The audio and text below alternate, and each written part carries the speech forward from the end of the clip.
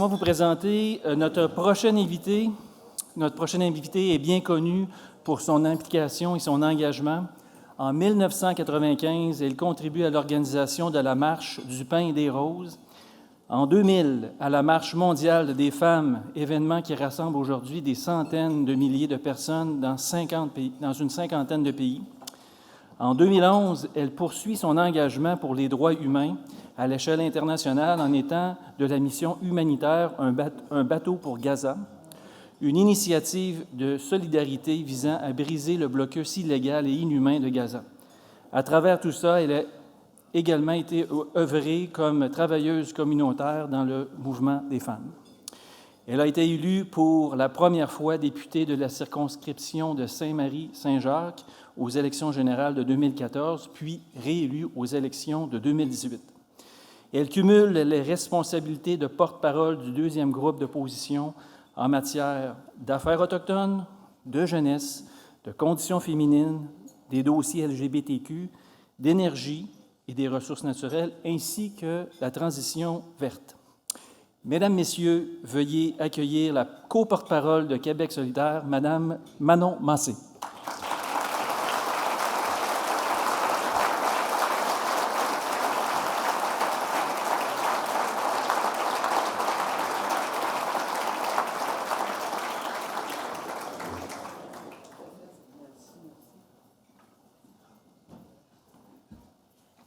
Eh bien, le bonjour à vous tous et toutes. Très heureuse d'être parmi vous aujourd'hui et de pouvoir m'adresser à vous en tant que co-porte-parole de Québec solidaire. Alors, salutations à table d'honneur. On m'a dit qu'il y avait un minuteur. Oui, c'est cette petite affaire-là au sol. Parfait, parce que vous savez, les politiciennes, toujours longs. Fait qu'il faut que je me contrôle moi-même et une des bonnes façons de le faire, c'est le minuteur. Alors, écoutez, à chaque année, les rapports scientifiques sont de plus en plus alarmants. La crise climatique frappe aux portes de façon importante. On l'a vu encore, le dérèglement climatique la fin de semaine dernière. Et pour nous, à Québec solidaire, les cibles ne sont pas que des chiffres. Ce sont des obligations qu'on se donne comme société pour relever le défi, pour nous, premièrement, parce qu'on vit sur cette planète-là, mais aussi pour les générations à venir. Alors, c'est sûr que vous ne m'entendrez pas dire que la cible de 37 37,5 que vise le gouvernement du Québec déjà depuis très longtemps est une bonne cible. À Québec solidaire, on est beaucoup plus ambitieux. Et d'ailleurs, comme à chaque fois où une élection arrive, dans les prochaines semaines et jusqu'au moment où l'élection sera déclenchée, on sera de façon responsable devant nos concitoyens et concitoyennes et leur dire comment, à Québec solidaire, on entrevoit atteindre la cible de au moins 55 de diminution de GES en dessous de 90. Pourquoi? Pas parce qu'on a sorti ça de notre chapeau, là, mais c'est parce que la science l'impose. La science l'oblige. Et bien sûr, vous, générateurs, génératrices d'énergie renouvelable, bien, vous avez un rôle à jouer là-dedans définitivement. Le contexte mondial de transition évolue à vitesse grand V. Un des enjeux, c'est que nos gouvernements successifs n'ont pas cru bon d'aller aussi vite que la science nous l'imposait. Qu'est-ce qu'on pense du rôle que vous pouvez jouer comme entreprise impliquée en énergie renouvelable? Bien, c'est définitivement de faire ce que vous connaissez dans les différentes sources. C'est définitivement de continuer à faire de la recherche et du développement. Et c'est définitivement engager les Québécois et Québécoises dans des processus d'économie, pas d'économie d'énergie dans votre cas, mais de transformation, de transition énergétique. Et au Québec, j'entends souvent qu'on se pète les bretelles à l'effet qu'on est les meilleurs en Amérique du Nord. Je m'excuse. Être les meilleurs du peloton de queue, là, moi, ça ne m'intéresse pas. C'est surtout que pendant toutes ces années perdues, où on a dit clairement qu'il fallait faire cette transition-là, où vous étiez prêts et prêtes, où vous poussiez dans le dos des gouvernements pour qu'ils aillent vers des gestes de transition énergétique, malheureusement, on a perdu, et c'est des années perdues, parce que vous le savez comme moi, que chaque pourcentage de diminution de production de GES, plus on attend pour le faire, plus il va être compliqué à faire et plus il va y avoir des impacts pour nos concitoyens et concitoyennes. Alors, d'une certaine façon, on peut se dire que nous, à Québec solidaire, ce qu'on veut, c'est que le Québec ne soit pas le meilleur en Amérique du Nord, avec une électricité verte, que grâce à des choix qui ont été faits alors qu'on n'était même pas né, que ces choix-là amènent aujourd'hui une fierté. On en est à Québec solidaire. Mais ce qu'on sait, c'est qu'on va avoir besoin de tous les moyens, de tous les acteurs, de tout le monde, y compris le gouvernement du Québec, pour arrêter d'en produire, pour trouver comment, collectivement, on peut arriver à cette cible de 55 %. On vous donnera notre plan de match. On va même vous dire combien ça va nous coûter.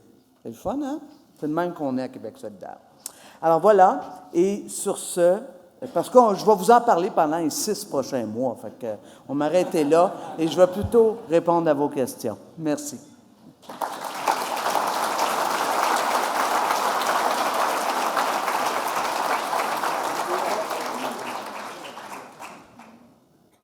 Bonjour, Madame Massé. Merci d'avoir pris le temps de venir dans votre horaire extrêmement chargé. On sait à quel point vous êtes occupé. Prenez le temps de boire un verre d'eau. Je parle beaucoup, vous n'en faites pas. Je vais vous arranger ça. Je lui ai dit que je l'appellerais Gabriel. Faites-vous-en pas. Bon, moi, j'ai promis que je ne l'appellerais pas Manon parce que j'essaie d'être un peu formel.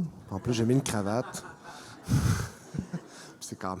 On a interviewé les chefs de l'opposition. Là, on n'est pas au déjeuner. Alors... Mais Mme Massé, je pense que vous avez fait une introduction extrêmement intéressante qui adresse les enjeux qui sont, comme vous savez, très chers au cœur là, de l'industrie qu'on représente, une industrie qui est très diverse, comme vous savez, qui inclut des intérêts municipaux, autochtones, privés. Premièrement, je pense qu'on voulait vous donner l'occasion de peut-être parler des actions qui sont prévues par votre parti en ce qui a trait du développement énergétique du Québec, pour qu'on puisse effectivement, puis vous allez trouver dans cette salle des gens qui sont d'accord, là, réussir, pas juste tout le monde ici est d'accord, pour qu'on puisse réussir notre transition énergétique. Bien, c'est sûr que pour Québec solidaire, je m'excuse, il y a des gens là, vous êtes cachés, mais je vous vois de mon œil gauche. Pour Québec solidaire, il y a urgence d'électrifier tout ce qui est électrifiable, en bâtiment, en transport, en industrie, dans les procédés industriels. Il est important de le faire rapidement. Et pour ça, bien sûr, que notre demande en énergie va décupler. Vous avez un rôle à jouer. D'ailleurs, là, il y a des nouveaux mégawatts qui viennent d'être mis en éolien, mais si on continue à exporter notre électricité en même temps qu'on augmente de façon importante notre besoin par l'électrification notamment des transports, bien, maintenant, on va peut-être se retrouver devant une situation où il va falloir encore un peu plus augmenter notre production énergétique, et pas seulement en électricité, mais dans toutes les formes diversifiées que vous représentez. Mais pour nous, le premier gros coup de barre, je veux dire, les voitures électriques, c'est bien beau, là, mais on ne réglera pas le problème de la planète en changeant un char pour un char. Puis au Québec, c'est qu'on change un char pour 1, quelque chose char. Ça ne marche pas, ça.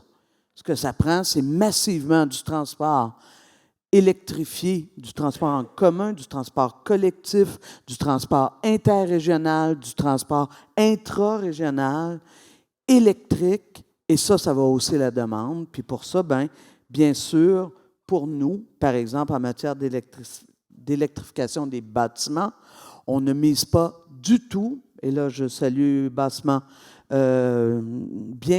avec bienveillance, mes amis d'Énergie, mais il n'est pas question pour Québec solidaire de soutenir financièrement l'énergie fossile.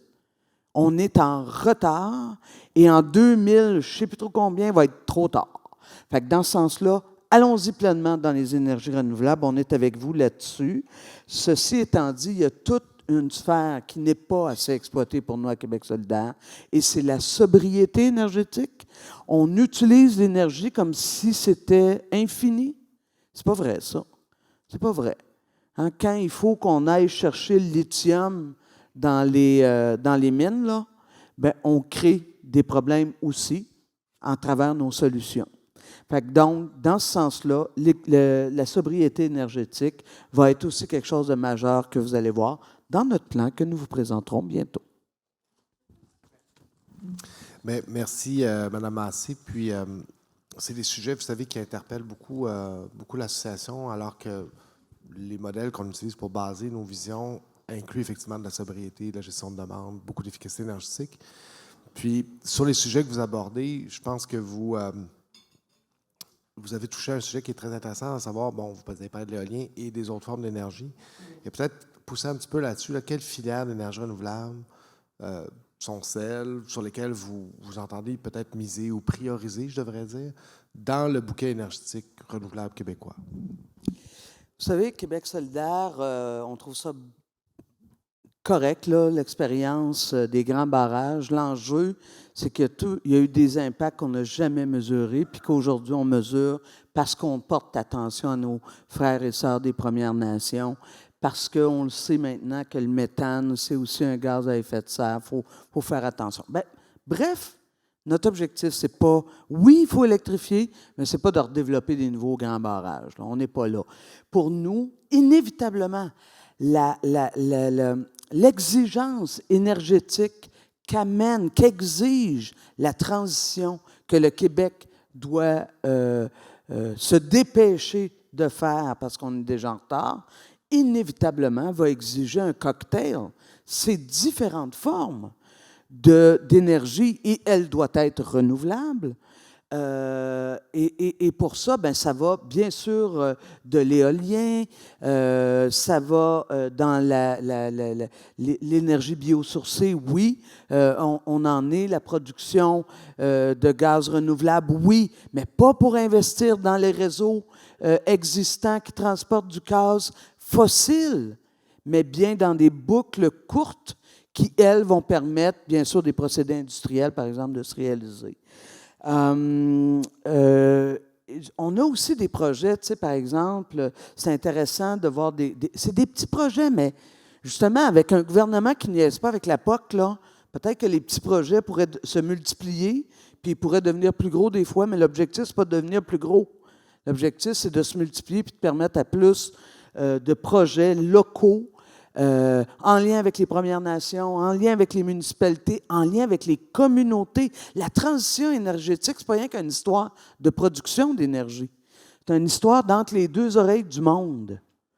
Puis si le monde, puis c'est ça un des problèmes qu'on vit actuellement avec les chars électriques, les gens disent « Ah, c'est parfait, je vais m'acheter un char électrique », mais il n'y a pas la réflexion sur comment produire un char génère des GES. Le fait qu'il soit électrique, là, ça ne règle pas le problème. Fait qu'il faut embarquer la population dans cette réflexion-là et des projets locaux. Et c'est ça qui est beau dans les projets que plusieurs d'entre vous portez. C'est des projets qui sont faits avec les communautés. Bon, des fois, pas toujours de façon harmonieuse, je le sais.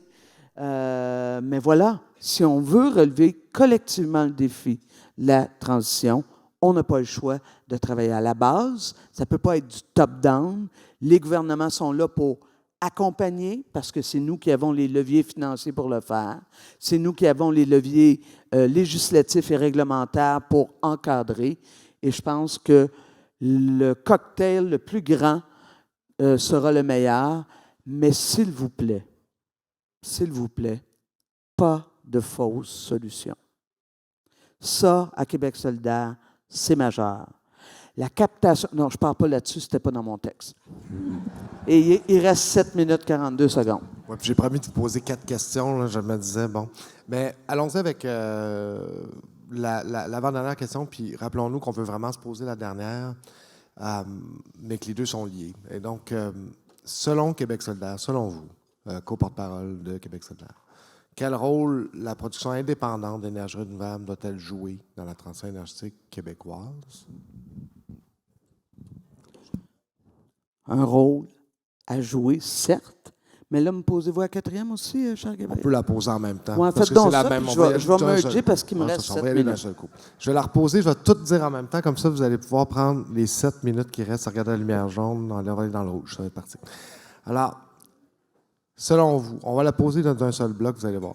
Selon vous, quel rôle l'entreprise privée, les municipalités et les Premières Nations doivent-elles jouer dans la production d'énergie renouvelable afin de réussir notre transition énergétique? Parce que c'est ça le but. Hein? Donc, chacun de ces trois acteurs-là, comment vous envisagez leur rôle? OK. Ben, j'ai déjà un peu mis la table, hein, en se rappelant collectivement qu'une transition, ça ne peut pas juste être quelque chose qui se porte au niveau de la production de l'énergie. Ça doit se porter aussi par l'ensemble des communautés. Fait que dans ce sens-là, tout le monde a un rôle à jouer. Pour Québec solidaire, on n'a pas d'a priori, je dirais, communiste, de dire que toute l'entreprise privée devrait disparaître, parce que sinon, probablement, vous ne m'auriez pas invité. Hein? Bon, alors soyons réalistes. Ceci étant dit, pour Québec solidaire, il y a différents types d'économies ou de modèles de développement économique. Et pour nous, la place, disons, de l'économie solidaire, l'économie sociale, la place des coopératives, la place, je dirais même de l'économie OSBL, donc sans but lucratif, ben, c'est une place qui doit côtoyer l'économie de marché telle qu'il existe. Ça, c'est clair pour nous. Ceci étant dit, notre parti pris quand il est question de production de l'énergie, c'est que cette production-là doit répondre aux impératifs des collectivités. Et ça, il y a quelques beaux projets. Je souligne Appuyat parce que c'est un projet que j'ai accompagné les comités Innu de loin. Là. Je ne sais pas s'il y en a ici présentes, mais j'ai brassé la cage pas mal à l'époque où on ne voulait pas produire de l'éolien, alors que le projet était tellement extraordinaire. Municipalité, les Premières Nations. Il manquait le gouvernement qui, lui, aimait la possibilité de le faire. C'est terrible. Bon, ça a tardé, c'est réussi, tant mieux. Ben, je veux dire, c'est en voie, tant mieux. Mais ça, c'est des projets qui répondent à la vision de Québec solidaire de à quoi devrait servir de la production énergétique. Pour nous, là, puis peut-être, je suis désolé, je vais en déplaire, mais écoutez, je ne suis pas là pour vous plaire, je suis là pour vous dire qu'est-ce qu'on pense à Québec solidaire. Pour nous, développer de l'énergie, le premier objectif d'exporter, ce n'est pas un objectif que nous pensons. Nous pensons, au Québec, que nous devons produire actuellement, surtout pour répondre aux problèmes de puissance, à l'électricité, au barrage, hein, les pointes, les fameuses pointes, les pointes. Bien, il faut répondre à ce besoin-là, puis non, nous, je vous dis, ce n'est pas par l'énergie fossile qu'on veut répondre à ça. Il y a l'efficacité énergétique, on ne m'a pas fait la démonstration, premièrement, que c'était nécessaire. J'imagine que vous êtes pour ça, l'efficacité énergétique, même si vous en produisez. Si vous n'êtes pas pour ça, là, on va falloir discuter plus longtemps. L'objectif pour Québec solidaire, c'est de s'assurer que l'énergie serve à faire cette transition. Pourquoi? Bien, c'est parce que dans 20 ans, si ça ne va pas bien, comme la science nous annonce, vous allez tous avoir des problèmes, même si vous produisez du renouvelable. Alors, il faut impérativement que la production énergétique nous permette de faire cette transition-là, permette aux communautés locales de s'approprier, je dirais, la transition énergétique en marchant côte à côte avec les producteurs, productrices, bien sûr, peu importe leur modèle d'affaires.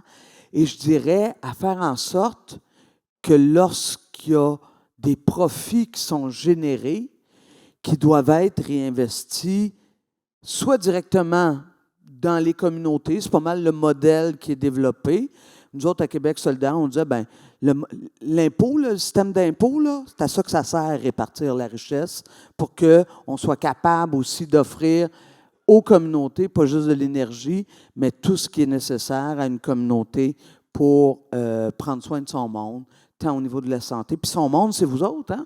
Prendre soin de la santé, prendre soin de... Tu sais, je veux dire, des villes mono-industrielles au Québec, là, on a joué dans ce film-là. Là. C'est fini, ça. On ne peut plus faire ça au Québec. On connaît les impacts de ce genre d'affaires-là dans un monde mondialisé où les défis climatiques sont énormes, où les réfugiés climatiques vont avoir besoin de nous pour qu'on puisse les accueillir adéquatement et où notre production énergétique est une production d'avenir et non pas une production du passé. Et dans ce sens-là, ben, une chance que vous avez été têtus, une chance que vous avez été là pour pousser dans le dos de nos politiciens et politiciennes. Bon, on peut pousser un petit peu plus fort aussi, là, pour s'assurer que, qu'on relève les défis de 2022. Voilà. Bien,